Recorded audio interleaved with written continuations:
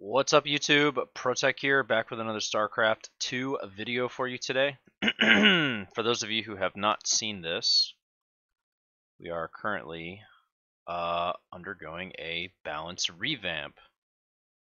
And of course today is the 9th, so this was released today. So in this video I'm just going to kind of go over this. This will be the first time I've gone over this, so I don't have anything planned out in particular. I'll just kind of break it down for you and tell you what I think and, you know, things of that nature. So we're going to skip all this crap and just look at some of the changes that they've made. So the battle cruiser, remove random delay between shots for both ATS laser and ATA laser battery. ATA laser battery damage reduced from 6 to 5. Yamato cannon damage reduced from 300 to 240. Can move while shooting. This is the old version. This is the new version. So, I mean,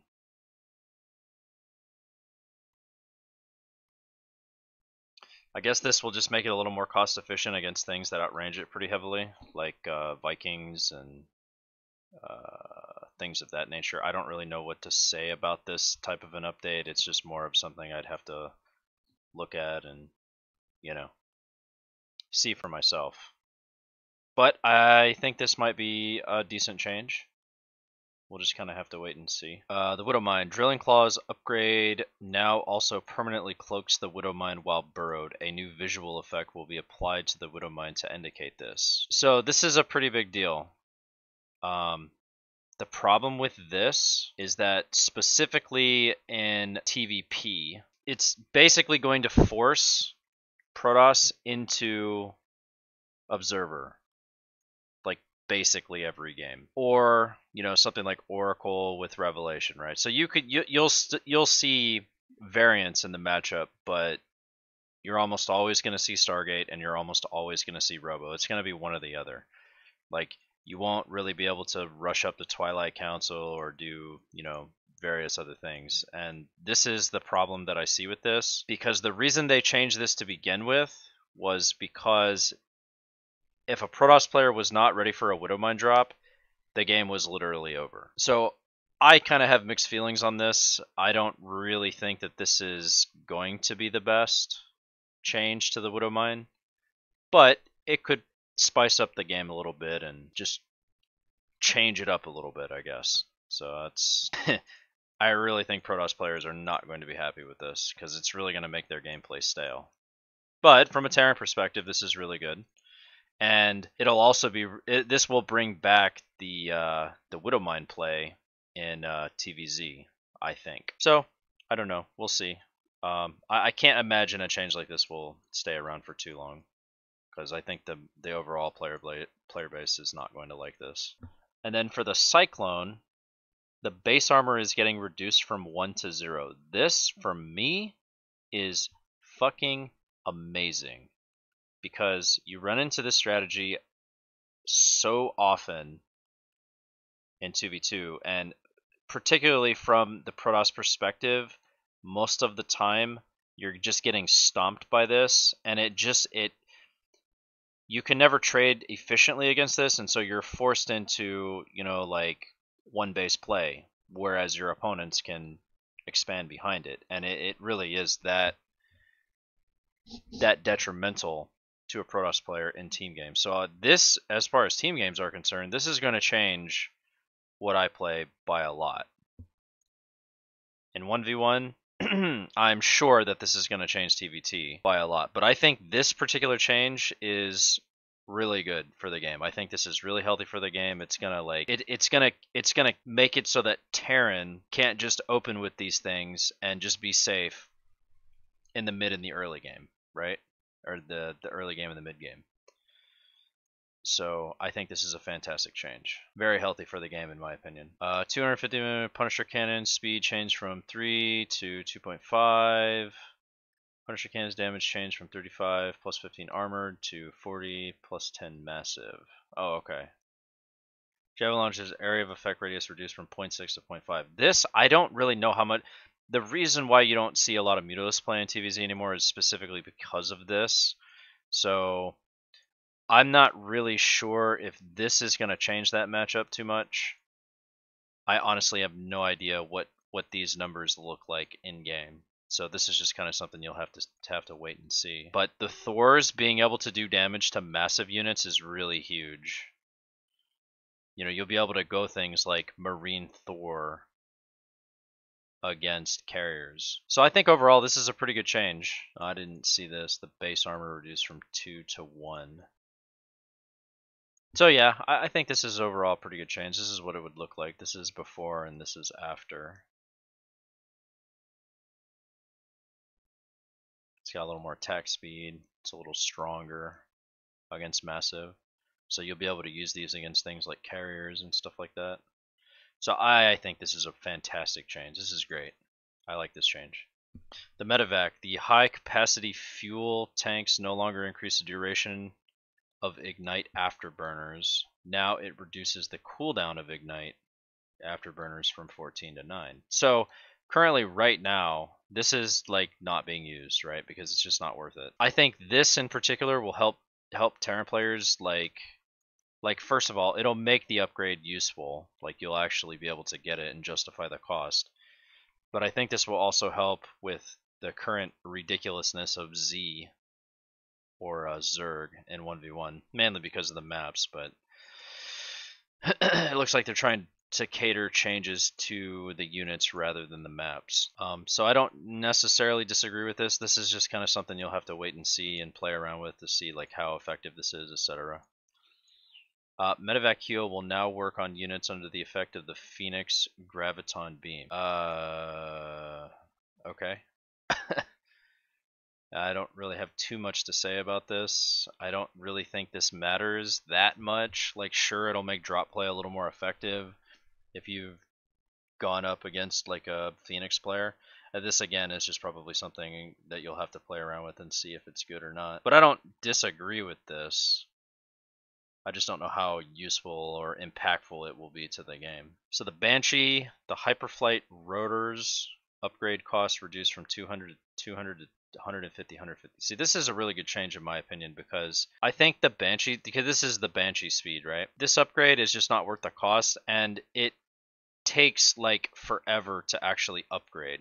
You know, the build time on this Hyperflight upgrade is just insane. It's, I don't know exactly what it is, but you almost never get any use out of it. So it being 50-50 cheaper, you know, maybe some players would opt for the speed over the cloak.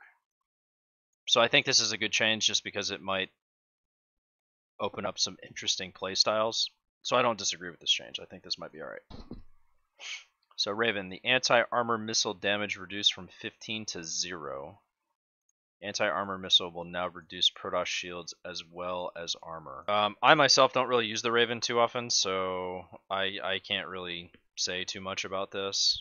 I mean, the Seeker missile is not doing any damage. That just doesn't seem like something that would stay around for too long. Who knows? This might be something that sticks around. I honestly have no idea. And I think this right here is a really good change. I think you'll see some pretty cool strategies come out with this. Like, you'll see the Raven a lot more in TVP. Because this is, you know, this is like a double whammy, right? Like, the cost effectiveness of a Raven that has the ability to reduce the armor of both the shields and the armor that they have. Yeah, you're probably going to see some Ravens in TVP. I think this is a pretty smart change right here. I think this will be fun and interesting. The engineering bay, Neosteel frame and structure armor are now being combined into Neosteel armor, which combines their upgrades. It will cost 150, 150, and take 100 seconds to research, the same as structure armor.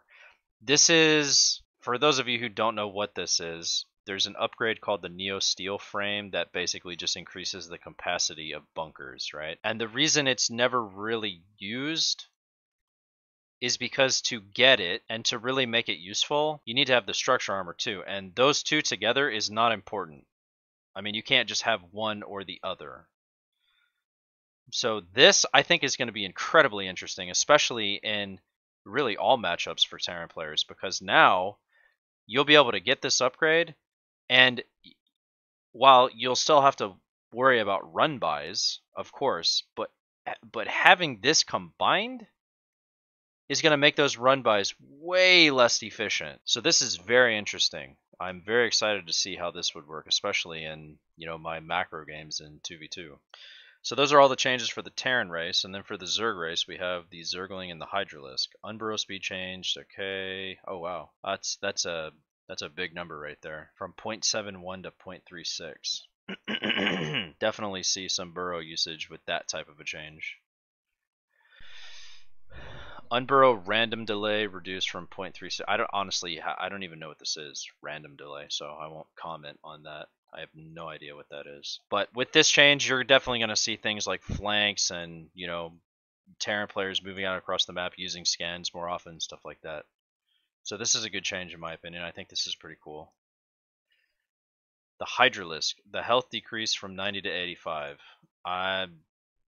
This absolutely needed to happen. Hydralisks are way too good in my opinion. But I don't really think this is enough HP. I think if they had changed it down to 80, that would have been better. Like, 5 HP, yes, it's a pretty big deal, but I don't think that this is going to have too much of an impact, but we'll see. The Infested Terran cast range increased from 7 to 8. This is really good for Zerg players. This is incredibly good.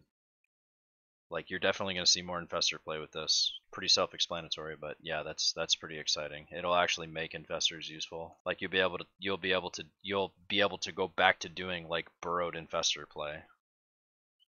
So that's pretty tits. The Ultralisk. New upgrade added, Anabolic Synthesis.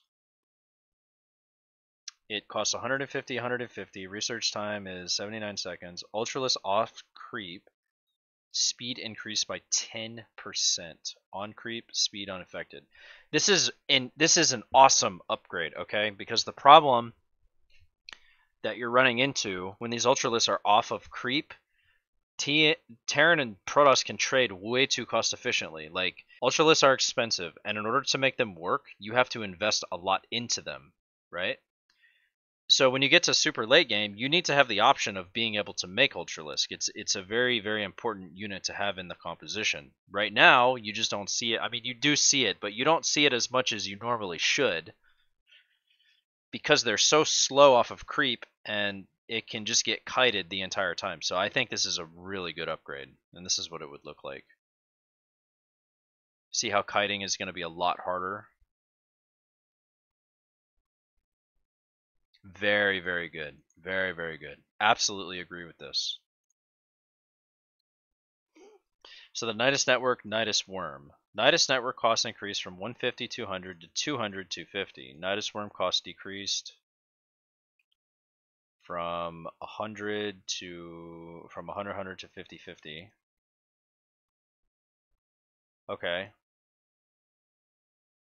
While Nidus Worm is emerging, it will no longer be invincible. Instead, it has 6 armor. Okay, beautiful change. This original change that they made to this was just retarded, making it invincible.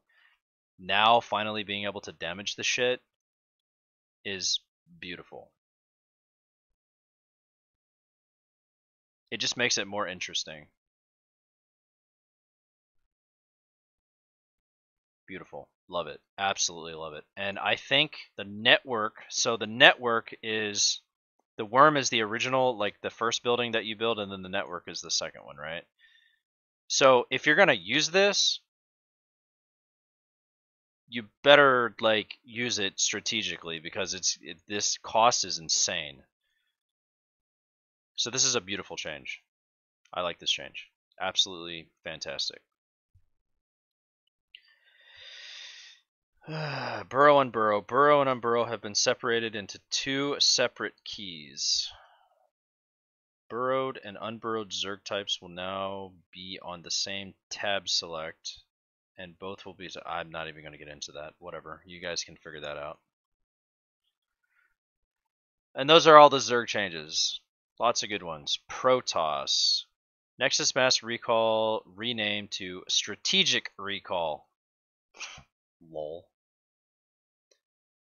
Mothership's strategic recall renamed to mass recall. Nexus strategic recall cooldown reduced from 130 second to 85 second. Great change. That's a good change. I like that. Nexus strategic recall radius reduced from 6.5 to 2.5. Oh, this is a fantastic update. You could basically, like, when you send your army across the map, you could send basically whatever army you want, and you could get them back home with, like, no risk, right? Unless, of course, it's on cooldown on the Nexus recall, right? But this now, well, they changed the name to it to the strategic recall, right? So the reason behind this is because now, when you go out to do an attack, you need to use your brain before you fucking do it, right?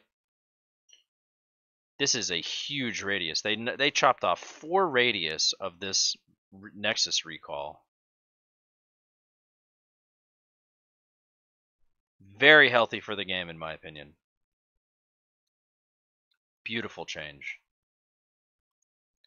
Sentry, hallucination energy cost reduced from 100 to 75. I fucking love this change. I fucking love this change. This change means it's not going to be so damn coin flippy all the time. Beautiful change. Guardian shield radius increased from 4. Oh, this. I don't know if this was really necessary. I don't really think this was necessary. I mean, I guess it's cool for Protoss, but you know, whether this was necessary or not, I don't think so. That just basically means the bubble, when you pop the Guardian Shield on the Sentry, the bubble is going to cover more of an area. It's going to cover a larger area. So, I mean, I don't know. I don't really think this is that necessary. But we'll see. This right here doesn't really seem like it's something that's going to stick around for too long. If I had to make a guess, I'd say that's going to get nerfed back to its original form. The High Templar, feedback damage reduced from 1 per point of energy drain to 0.5. I don't like this change because there is a mechanic in, like, TVP where you gotta monitor your energy, particularly on your medevacs, because if the energy is full, that means you have to just kind of randomly stim your army so that it burns some of the energy on the medevac. And I think taking away that mechanic is stupid, in my opinion. So I don't agree with this. I can understand this probably has something to do with ghosts and other things, but I think overall this is a bad change. I think there's going to be a lot of people who are angry about this, and I think this is something that will definitely not stay around. But we'll see. The robotics facility, cost reduced from 200 100 to 150 100. Oh shit. This is something that they needed to do for a very long time.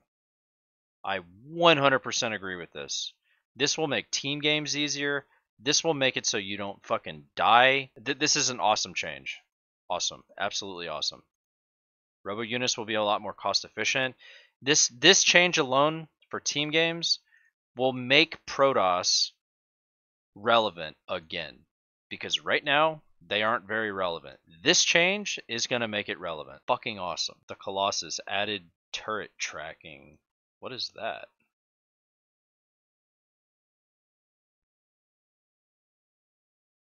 Huh. That's interesting. So we can see here the old Colossus, when you would kite it or micro it back, the head would swivel in the direction that you were kiting, right? But now, and so there would be a bit of a delay before you actually were able to attack, right? And so now, if we look at the bottom image here, we can see that as you cut it backwards, the head tracks the unit and it immediately goes to that unit. So if you're moving backwards, the head will turn around, and that delay, that animation delay on the laser is, I mean, it's like what? 1, 2, it's almost 2 full seconds. So this is essentially what this is just a DPS increase. And this might make the Colossus worth building again. That's pretty cool. Moving on to the Disruptor. Purification Nova changed back to pre-4.0 state. Purification Nova deploys a ball of energy that will detonate after 2 seconds, dealing 155 damage and an additional 55 shield damage to all ground units in its radius. I like this change.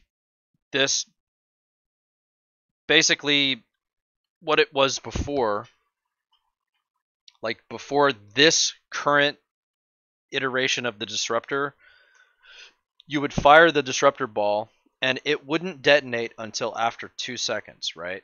So in this current iteration of the Disruptor, if it hits anything, it'll explode. I think this is cool because it's going to bring back the micro concept of the Disruptor, which, you know, technically is still is there. But you'll be able to be a lot more cost efficient with this. So I like this change. I think this is good. So I already covered that. The Purification Nova now sends a threat signal to the opponent on detonation instead of during the launch phase. I have no idea what that means. Now sends a threat signal to the opponent on detonation.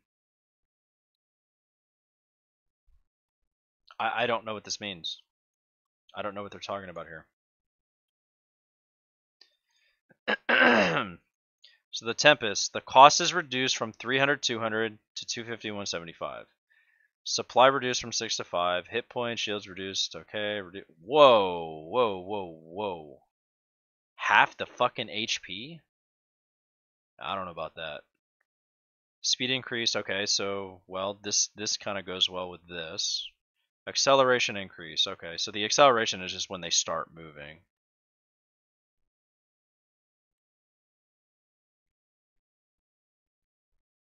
Okay, so they're just a lot better now, basically.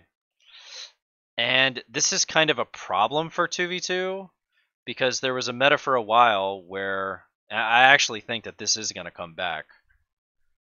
Which, you know, I'm okay with that. I mean, the fact that I'm going to be able to build Tempest early like this because of the cost, yeah, this will be pretty good for my particular style of play. Like the way I play, I like to play team game Protoss is I like to play air, right? So this change is going to drastically change how I play and like my transitions, because right now Skytoss, it can be good, but it's very, very situational. It used to be it was always good no matter what, and with this change I think again it's going to be good no matter what.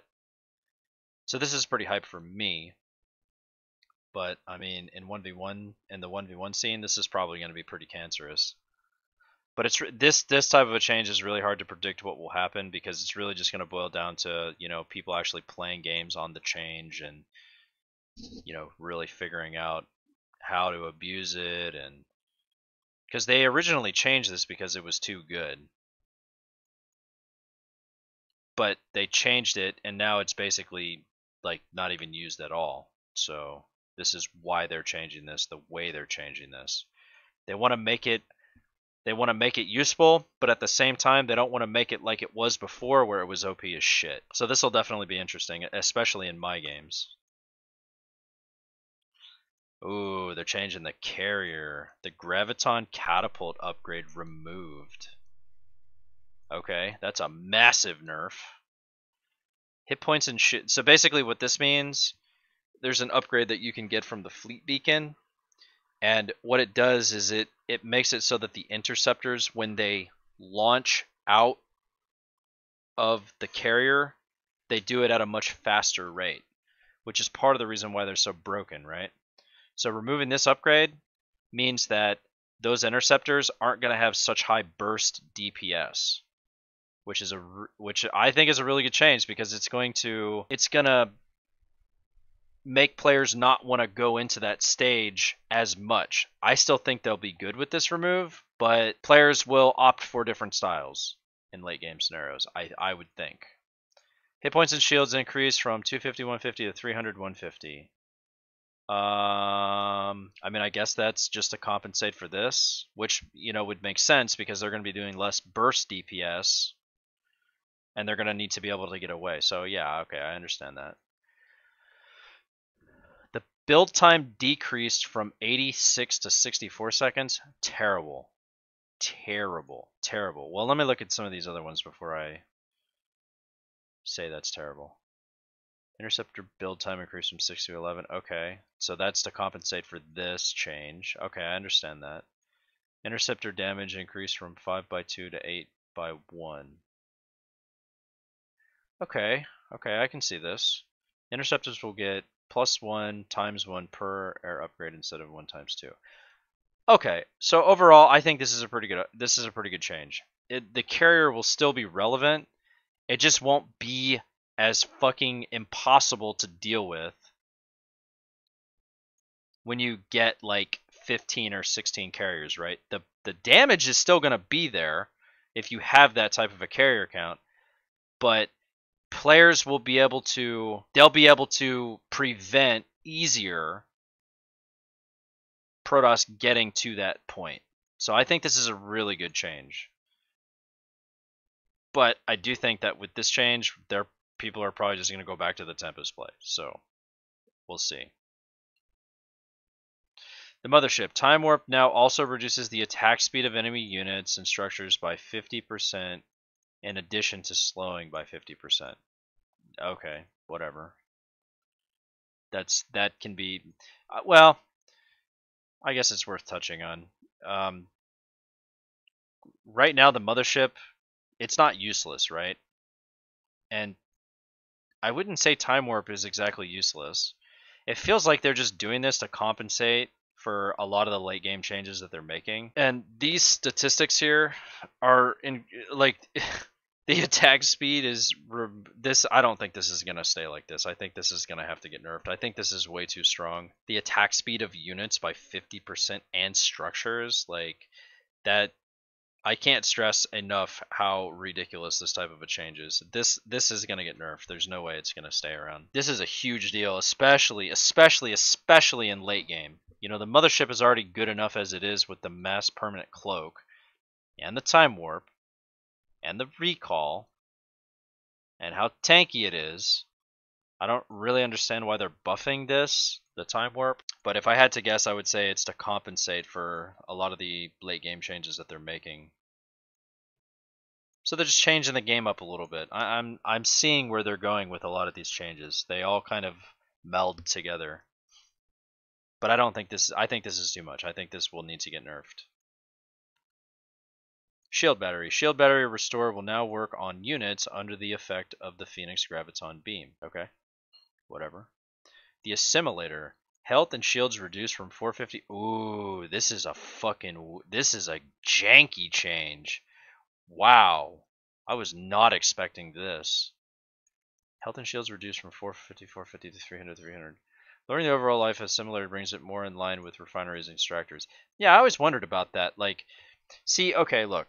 The problem with this, I think, is that the Protoss race, out of all the other races, is the most tech heavy. They are the most reliant on gas. I think this is too much. And the reason I say this is because people are going to start targeting these assimilators, and they're going to do this because they know how important fluid gas income is for Protoss. Anytime that Protoss gets strifled in their gas income, it plays a massive role. It absolutely destroys the evolution of the game for Protoss. So I don't agree with this change. I think that I think a health reduction and a shield reduction is fine, but I think that lowering it by this much is too much. I think they need to go up to 350. I think 100 health and shield reduction would be fine. 300 is way too much in my opinion. But either way, it'll be interesting to see. There's a gateway change. Once Warp Gate research is complete, newly built gateways will automatically transform into warp gates on completion. Oh, thank God. Thank God. Now, I think this is a really stupid change when it comes to like taking away mechanical skill of the game, because there are people who, you know, when things get crazy, sometimes they forget to hotkey their gateway. Sometimes they just don't have the time to turn it into a warp gate, and it creates this interesting situation in the game that I don't think should be taken away. But the reason why I say thank God is because in what I play, 2v2 random team, You get newbies on your team all the damn time who complete Warp Gate, and then they don't change them, and then you lose the fucking game because of it. So, hooray for me, but I think this is a bad change overall. I don't think this is healthy for the game. And I feel like this is just like one small step towards making the game so easy that where is the skill ceiling going, right? General. The new countdown timer added to the start of matches played in the testing matchmaking queue. We received feedback that players would like to test the addition of a countdown timer at the beginning of matches. This could help players have a smoother transition from the loading screen to the start of a match by reducing uncertainty about when the game starts. Thus, we'll be feeling out this change. Okay, that's kind of cool. So, those are the changes. Overall, I would say I'm pretty excited for it. I think this is something that we need really badly. I feel like overall, it's really discouraging turtle type play. You know, having like really super stupid long games. And I think that's a good thing. I think that this is very healthy for the game. There are some things obviously in there that I covered that I don't agree with. I think overall, the big picture, and while yes, most of this stuff is going to need to be tested, I think overall it's going to be really good for the game. So, those are the exciting changes that we have to look forward to, gentlemen. If you like the video, hit that thumbs up. Make sure you subscribe to the channel, and I will see you guys with the next one. Have a good day.